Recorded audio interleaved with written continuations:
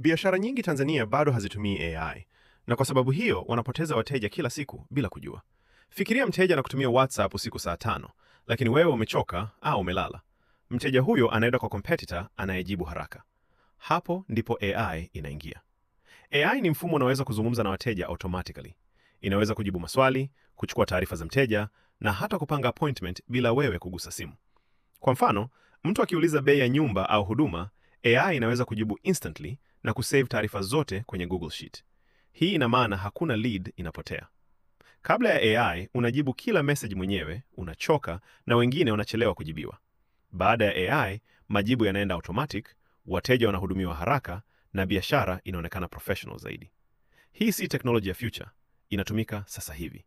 Na biashara ndogo ndogo Tanzania zinaanza kuitumia kuongeza mauzo. Kwenye channel hii nitakuonyesha jinsi AI automation inavyofanya kazi step kwa step na jinsi biashara zinaweza kuokoa muda na kuongeza sales. Kama ungependa kuona mfumo huu ukifanya kazi, andika AI kwenye comment na subscribe ili usikose video zinazofuata.